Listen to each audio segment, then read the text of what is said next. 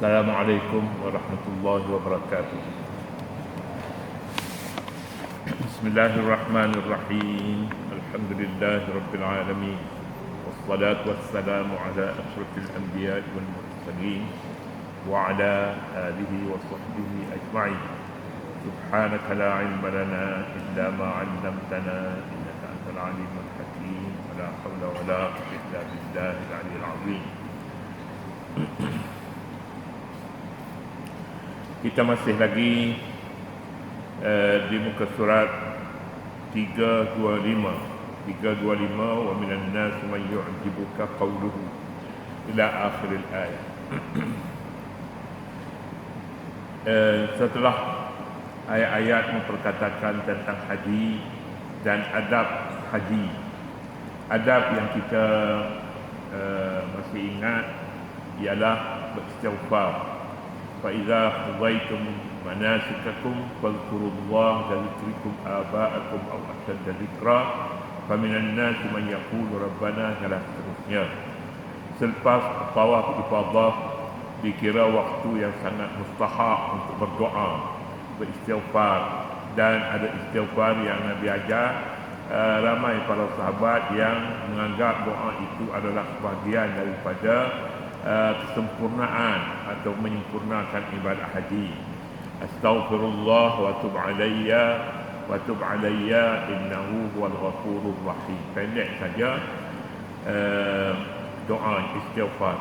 Kemudiannya lanjutan daripada adab haji, adab bergaul dengan masyarakat, iaitulah jangan mengangkat diri, sombong ataupun takabur, kita sebutnya sesuatu yang dilarang.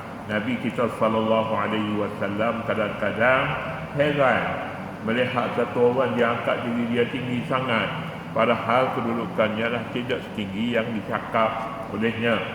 Ini juga satu perkara yang diperingatkan dalam ayat 204, wa minan nasi man yu'jibuka qawluhu hinggalah seterusnya. Wa yushhidullaha ala ma fi qalbi. Allah Subhanahu wa taala menyaksikan, melihat apa yang ada dalam hatinya. Wa huwa aladul khisam, sedangkan dia paling ketat permusuhan. Jadi bila begitu ayat ataupun ayat-ayat berkenaan dengan haji bukan sahaja manasik haji yang kita sempurnakannya di tanah suci, tetapi ia juga merupakan akhlak. Jangan sama sekali mengangkat diri, takabur dalam musim haji. Kemudiannya bila balik ke rumah pula terikat juga dengan peraturan itu. Ini SOP juga lah ni, SOP haji. SOP haji ini balik daripada Mekah, jangan sama sekali melanjutkan perbuatan ataupun akhlak takabur. Mengapa demikian? Yang demikian seolah-olahnya kita belajar daripada manasik haji itu. Antara yang kita belajarnya wukuf di Arafah. Di sana waktu wukuf di Arafah tak ada keadaan yang membolehkan kita takabur di sana. Malah semua orang sama saja. Balik ke rumah pun begitu juga. Kemudiannya sikap orang yang takabur ini, yang tidak sempurna dia punya SOP dia. Kita pun SOP jugalah. Ingatnya Doktor apa nama ni, Nur Hisam ya. SOP juga. SOP-nya orang ni wa iza tawalla sa'a fil ardi yufsida fiha, dan apabila dia orang tu berkuasa, tawalla maknanya berkuasa dan memerintah. Wa iza tawalla sa'a, berkuasa dan memerintah, kedua-dua sekali termasuk dalam perkara perkataan tawalla. Apabila seseorang itu berkuasa dan memerintah, makna seseorang ni orang yang takabur, memerintah, dia berusaha di bumi untuk melakukan kerosakan padanya. Wa iza tawalla sa'a fil ardi liyufsida fiha. wa yuhlikal harsa wan nasla, dan dia pula membinasakan, yuhlika, merosakkan, memusnahkan tanaman dan ternakan. Wa yuhlikal harsa wan nasla, perbuatan ataupun sikap menyombong diri itu, dia akan melanjutkan lagi kesombongan itu kepada memusnahkan al-harsa, tanaman, wan nasla, dan keturunan pun rosak. Bagaimana keturunan boleh rosak disebabkan kesombongan ini? Ialah kesombongan ini menjadikan tanaman pun tak suka, dan ternakan pun demikian juga. An-nasla maknanya kerosakan pada tanaman, ternakan. An-nasla, ternakan. Wallahu la yuhibbul fasad, sedangkan Allah tidak menyukai kerosakan. Allah mahukan kita membina, tetapi sikap sombong ini dia tidak boleh membina, sama ada tanaman, ladang ataupun ternakan. Tak boleh membina tapi merosak katanya. Tanaman ini memerlukan kepada orang yang tidak sombong. Kesombongannya akan menjadikan tanamannya itu tidak menjadi, dan juga ternakan juga akan tidak menjadi. Tanaman dan ternakan, al-harsa wan nasla. Wallahu la yuhibbul fasad. Kita balik pula ke muka surat di sebelah, muka surat 327. 327 ini nak sebutnya ni perangai orang yang menyombong diri, takabur. Semalam kita dah sebut dah perkara yang pertama. Dia ada beberapa perkara. Pertama, pandai bermain kata-kata. Bahasa yang dia bercakap tu tinggi. Sasi saja masuk kampung pun, organisasi, nasionalisasi. Ini macam mana orang kampung yang tak belajar nak faham sasi-sasi ini? Jadi ini perkara-perkara yang diperingatkan. Antara kesombongannya orang bermain dengan kata-kata.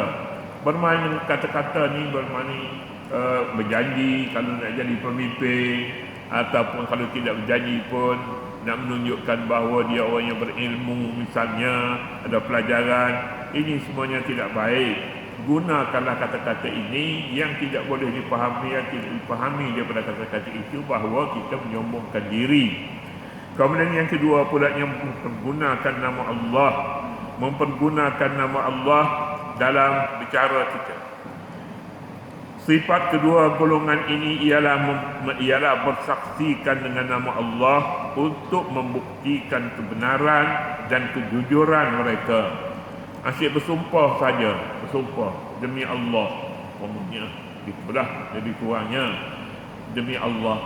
Jadi ini pun dalam masyarakat kita tidaklah banyak, tapi kalau dalam masyarakat di tanah suci, jual buah tanah pun penuh-penuh mulut. Wallahi, padahal jual tamar saja. Ini perangai saja, bukan kata hakikat.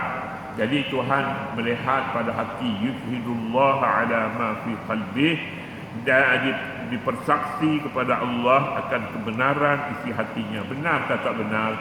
Tidak benar, dia bercakap pun tak benar, tapi tabiat dia suka bersumpah. Suka bersumpah ni tidak baik sebenarnya dari segi akhlak. Maka mereka berdusta dan mereka mengetahui pendustaan tidak dipercayai orang. Dia pun tahu orang tak percaya. Buah tamar dia bukanlah buah tamar ajuah seperti yang dikatakan itu, biasa saja. Ini semua buah tamar tu ajuah belaka Madinah. Mana boleh? Semuanya itu wallahi belaka. Wallahi. Harga barang-barang pun wallahi misalnya. Ini dan masuk dalam kalangan orang yang meninggikan diri. Lalu mereka memperkukuhkan ucapannya dengan sumpah supaya dusta itu kelihatan benar. Orang yang menggunakan jalan ini bagi mendapat kepercayaan orang ramai adalah seorang pendusta.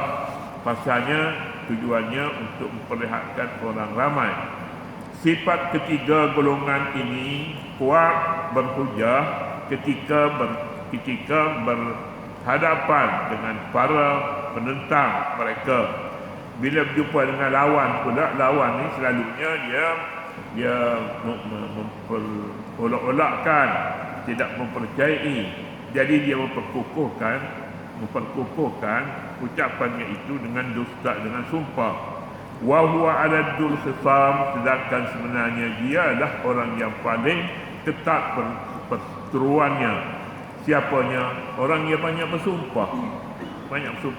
Tak boleh bersumpah pun, kecuali pada tempat yang dikehendaki bersumpah. Dalam kamar keumpamanya, ada pula dalam bahasa kita ni disebutnya buat surat sumpah. Tak pernah bersumpah. Jadi buat surat sumpah ni akuan yang menunjukkan bahawa ada sesuatu yang kita ingin perkatakannya dengan sungguh-sungguh supaya boleh dipercayai.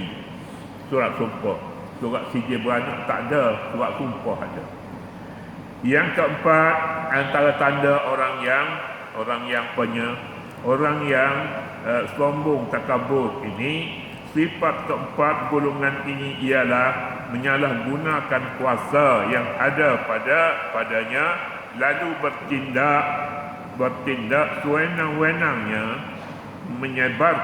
menyebarluaskan maksiat sehingga menyebabkan malapetaka dan bencana berlaku di muka bumi ini. Dia menggunakan kuasa yang ada padanya untuk bertindak sesuatu. Jadi seolah-olahnya undang-undang ni berada di bibir mulut dia. Sebab dia ada kuasa. Kemudian 205, dia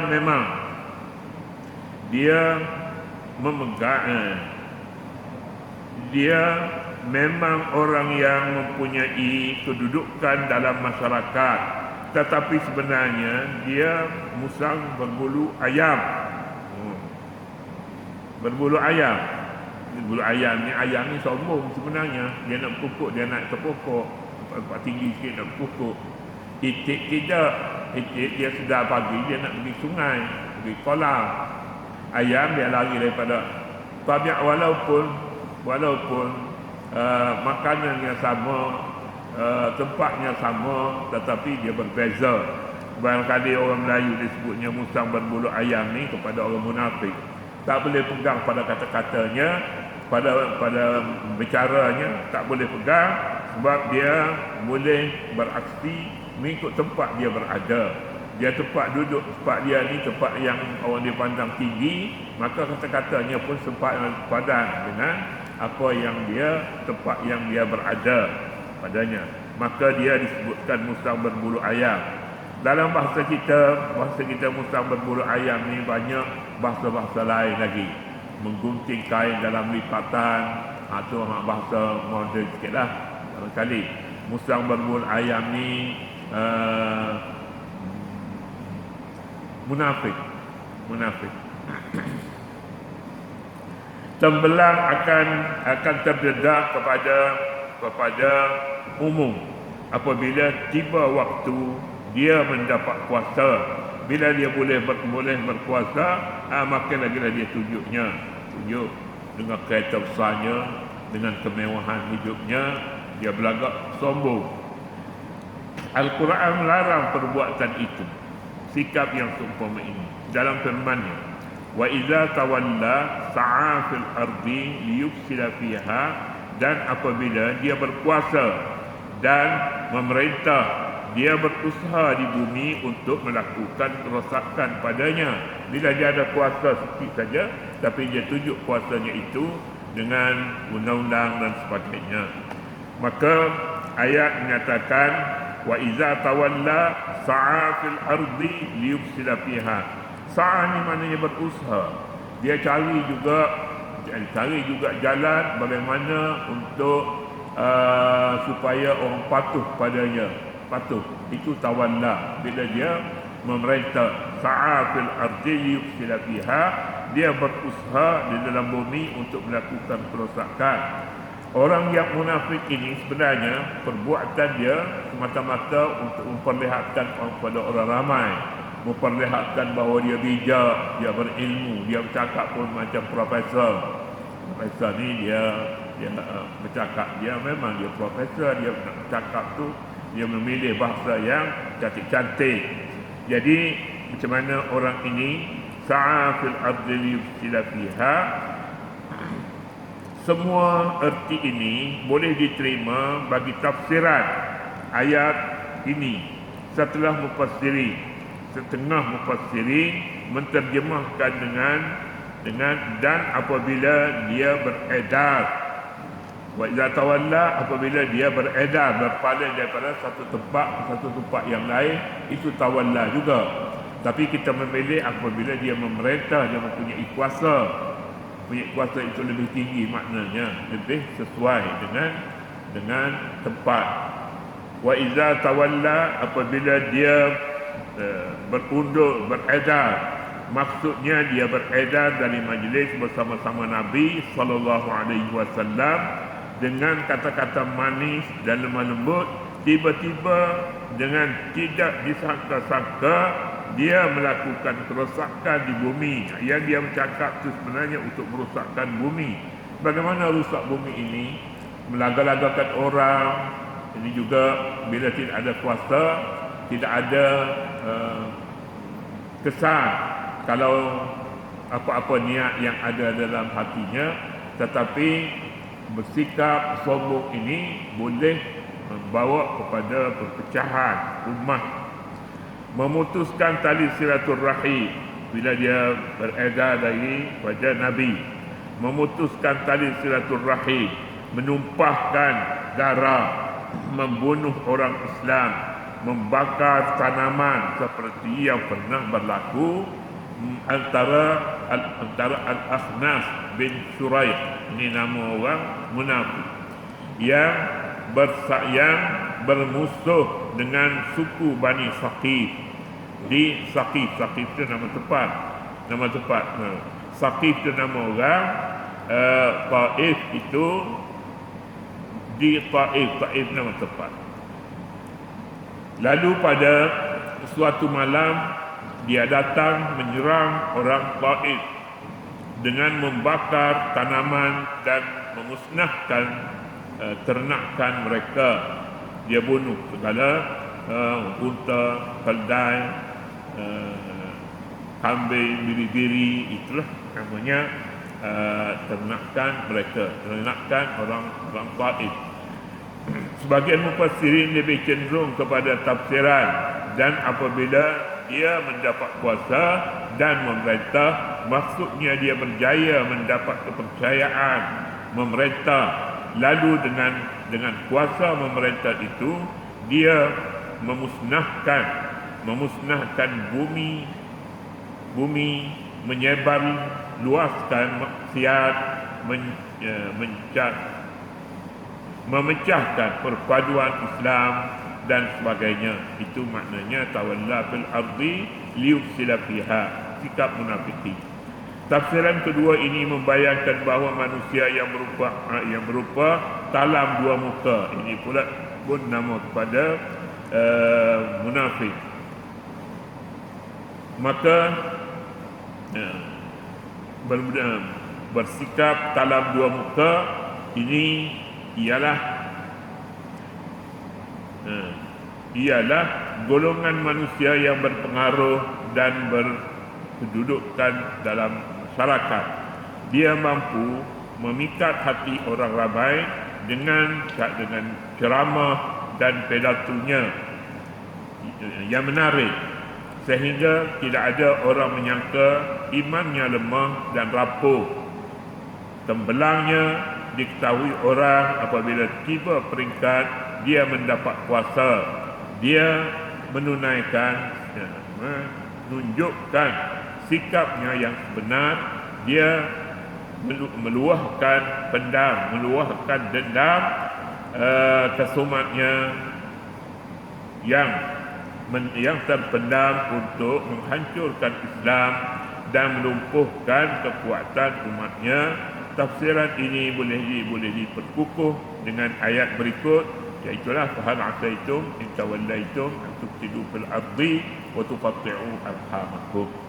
Inilah dia sikap munafik, orang yang dicela oleh Al-Quranul Karim, dan tempat ayat mencelakan perbuatan atau sikap itu selepas daripada kerja haji. Maknanya orang balik daripada haji ini dia sudah bertaubat di tanah suci, balik ke rumah pun kena lanjutkan akhlak dan sikapnya yang mulia seperti mana jika berada di tanah suci. Katakan dulu, wallahu subhanahu wa ta'ala a'lam. A'udzubillahi minasyaitonir rajim. Bismillahirrahmanirrahim. Rabbana ighfir lana dhunubana wa israfana fi amrina wa tsabbit aqdamana wansurna 'alal qawmil kafirin. Sallallahu 'alan nabiyil ummi wa 'ala alihi wa sahbihi wa sallam. Alhamdulillahi rabbil alamin.